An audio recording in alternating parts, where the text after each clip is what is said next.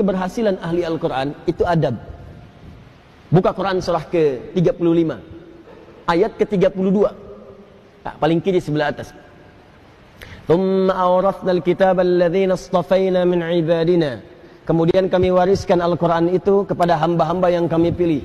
Awas, ada yang rajin baca, one day one juz, one day one ayah, kan? One day one surah, dan seterusnya. Ada yang rajin menelaah, buka tafsir ini, tafsir itu.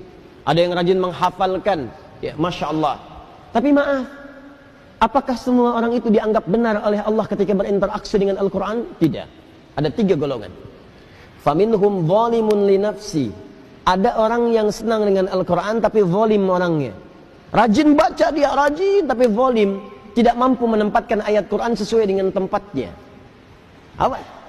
Zalim itu menempatkan sesuatu bukan pada tempatnya. Ini penghapus, buat menghapus tulisan di papan tulis. Asalnya begitu. Tapi digunakan untuk melempar orang misalnya. Nah, itu zalim namanya.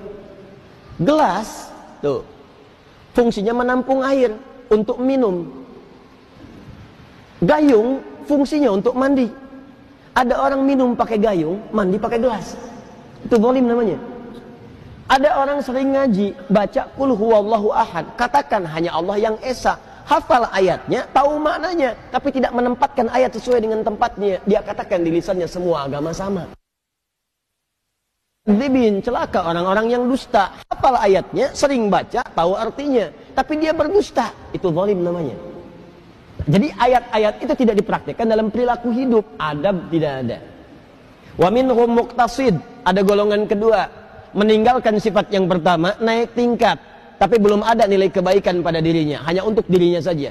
Muqtasid itu paket hemat. Jadi ahli Quran,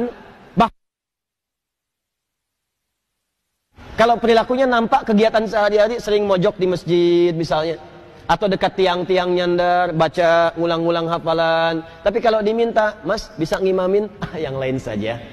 Nah, itu paket hemat kata Quran. Hemat untuk dirinya, belum bisa diberikan pada yang lain. Yang ketiga, wa minhum sabiqum bil khairati biidznillah. Adab. Ada ahli Quran, kesuksesan interaksinya dengan Al-Quran dibuktikan dengan menampakkan perilaku baik dalam kehidupan. Sabiqum bil khairat, kalau bisa nomor 1 dia mengerjakan kebaikan.